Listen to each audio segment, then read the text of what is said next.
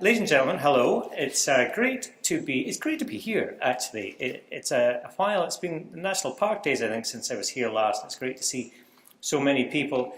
It's also great that to get here today to just take the Rest and Be Thankful issue out of the equation. I came via Tyndrum and Dalmally and Inverera, and I would challenge anyone to find me a more spectacular route anywhere in the world than that journey this morning. The lochs were just absolutely still, wonderful.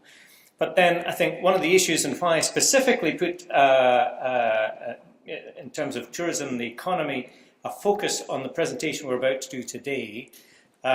Tourism, it's all romantic, isn't it? And, you know, we have these lovely images. Well, actually, it's about hardcore jobs, investment and prosperity for Argyll and Bute, and that's what we're going to focus on today.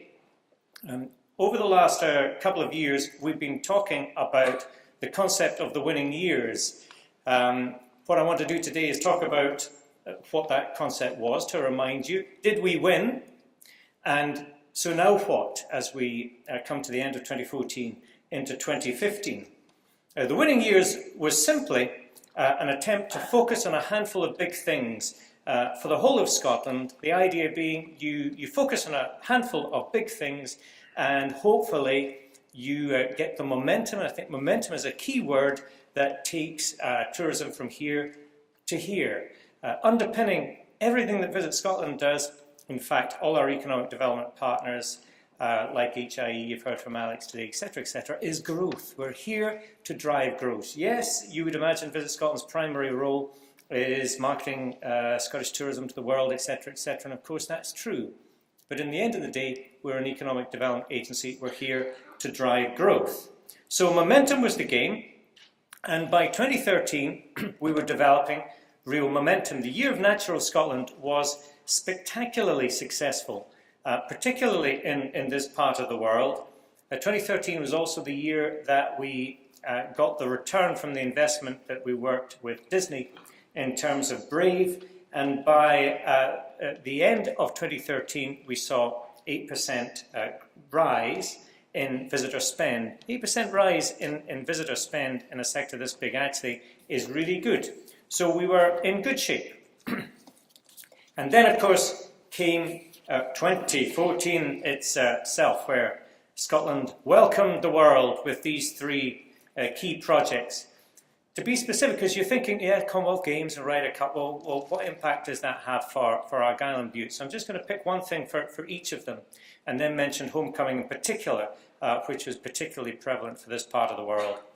The Commonwealth Games, the stars of the Commonwealth Games were, of course, the athletes, but actually the legacy star of the Commonwealth Games are the people of Glasgow and the people of Scotland, and how we embraced people from 70 countries around the world.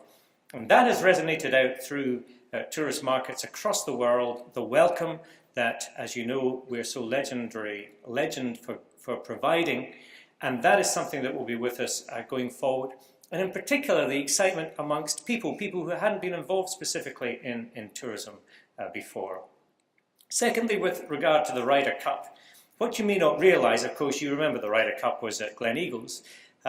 Well, around the world, 183 countries saw the Ryder Cup and saw a kind of golf in Scotland that we don't usually televise. Usually it's the Opens. It's and magnificent though they are, it's not. I mean, Gleneagles is effectively a highland bog. It's on top of a hill, and it's a very different spot. But in the autumn, as you know, in September, it was absolutely magnificent. And it gave us an edge, of course, as well as the whole concept of golf, which is so important for this part of the world. And then homecoming, 970 events across the whole of the year, across the whole of the country. And these three events so perfectly work together through the course of the year to hopefully give everybody, the whole of the country, a bit of extra spin, a bit of extra business, and in particular caught the mood of, I think, the whole of the country. My predecessor, Peter Lederer, had a phrase that he used frequently. He said, tourism is everyone's business. Well, really? I don't think we've ever quite battened down that door. I think in 2014, hopefully, we did. What does success look like? Well, this is just taken straight off the STV website. I shouldn't tell you that because I'm probably not allowed to do that. But anyway, there we are. That was the STV website last week, reporting on a 16% increase in visitors, overseas visitors, through the first 6 months. That's actually before we got into Commonwealth Games, Ryder Cups, etc. And within that were some spectacular figures. 76% increase in visitors from North America. 76%. So absolutely, absolutely phenomenal, and so we're in good shape. So you may think when I go to bed at night, I'm thinking of Jack Nicklaus fondly, thanking him for building that wonderful course on top of a highland marsh. I have this fella in mind for a specific reason. You remember the movie As Good As It Gets? Well, tourist businesses are renowned for seeing things improve and thinking, wow, this is fantastic. This is fantastic. What could go wrong? Well, tourism does go in cycles. We all know that. Follows the general economic cycles, sometimes nothing to do with us. Hey, sometimes weather and whatever as well. So the fear for me is we get to the end of 2014 and don't seize the key opportunity, because the whole trick isn't to just see tourism go on and on and on and on and on, growing and growing and growing, because there will be peaks and troughs along the way, inevitably. The key is to move the median upwards. In particular, not to lose touch with history, because history tells us that you organise these tremendous events and people don't necessarily come. You've repositioned your country, or your city at least, but you don't necessarily get the benefit. This was Sydney, which was a fantastic Olympics.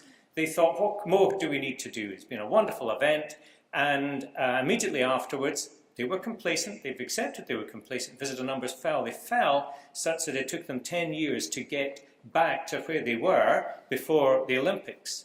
And actually, if you track yourself back through Ryder Cups and through Commonwealth Games, you realise that actually creating a legacy at all is very difficult and very rare. So actually, if we do, we will be one of the few people to have achieved it. So that, in a sense, is the challenge when you get something of a vacuum after these huge events and world attention moves on to other things. So it's very important for us to avoid that pitfall. So how do we do that? Well, next year is the year of food and drink. Couldn't ask for a better theme. Couldn't ask for a better theme for Argyll and Bute. In particular, of course, the food industry and the drink industry are focused at the consumer and the international consumer in the same way as tourism are. So we're working closely and hoping to make a big impact in the mind of the international consumer, and obviously very much to the benefit of so many producers and tourist businesses in this part of the world. Though I have to mention the fact that, in a sense, the year of food and drink is our theme for 2015. So that replicates the Commonwealth Games, the Ryder Cup, and 970 homecoming events in 2014. So it's an excellent theme. It's a perfectly appropriate theme. It's something we should be able to really go for.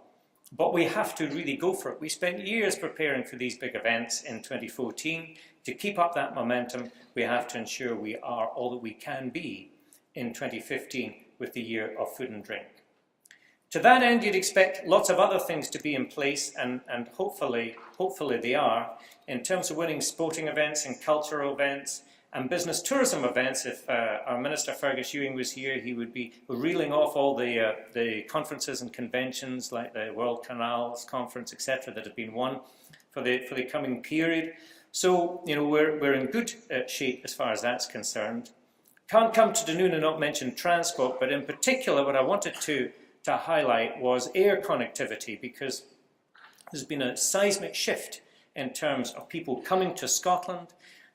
More people than ever want to come direct to Scotland, either through budget airlines or through various alliances and networks. Scotland has just short of 100 new direct air services, and increasing that is obviously something, again, that word momentum is what we will be working on, and hoping that 2015 continues to see that build-up of interest and of traffic, which encourages more airlines to come. Marketing, of course, it's all tied together by marketing, and driving forward. In the end of the day, the message that we'll be putting out to industry is, do not take your foot off the gas. Now's the time we go and sell as hard as we possibly can. We do not want to be a Sydney. We want to continue this to build in terms of momentum, and that's what we'll be doing. That's what every business, I hope, will be doing, is taking the opportunity to market as hard as we can. The accommodation base is building. The quality of the accommodation base is key. We still have 6,000 businesses in the quality assurance scheme, which is particularly important. And I'd like to think in a time when hopefully businesses have been doing well, they will be investing in their product. And digital connectivity, obviously, as well. As you know, there's so much attention in the Highlands and Islands to connectivity. It's a mix for us because, of course, visitors still require information, face-to-face information as they go, which is what our visitor information centres are there to do. But visitscotland.com is also designed as a tool for your tablet and your phone, etc., that will follow around with you. It is effectively your mobile information centre.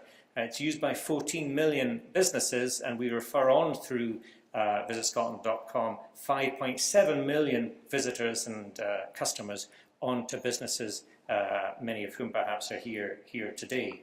So all that stuff is in good shape. I wanted to mention 4 key features as we focus on the particular topic of today. The first is the next wave of investment. We pulled together a national tourism planning framework which highlights £8 billion worth of investment in tourism rolling out this now. That's a huge amount of investment between the public and the private sector, and it's fantastic, and you've seen some of that in Argyll and Bute, of course. In terms of the next wave of investment going forward, the world has changed. The kind of speculative nature of developers is less prevalent, and what we see more of is planning authorities in particular deciding what they want to see and what they don't want to see in their communities in terms of tourist development, and using their development plans to take these ideas through with communities, consulting with communities, and actually getting blobs on maps of development plans which give developers confidence to come.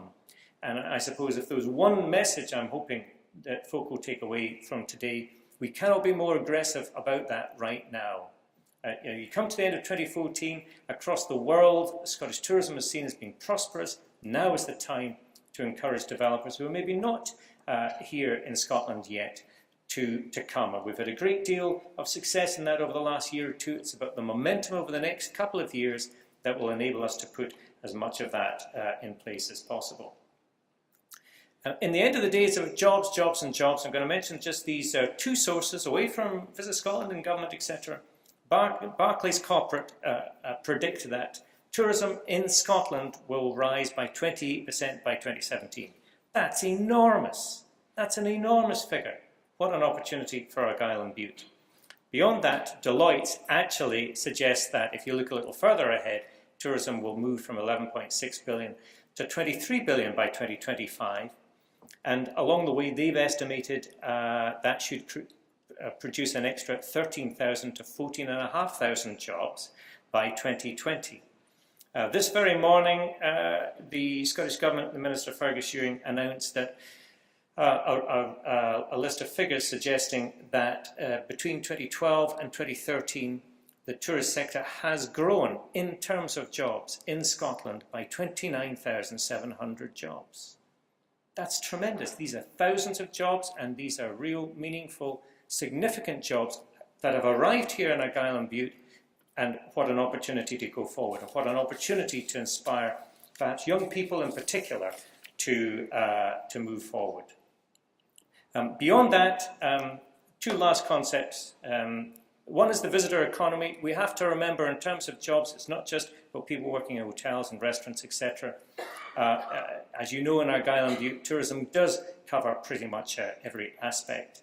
And then finally, I want to hand over to my colleague Callum, who sits with me on the Visit Scotland board. In the end of the day, Visit Scotland is very focused on the fact that we are here to deliver for industry, and he'd like to make a handful of comments about doing just that. Cal.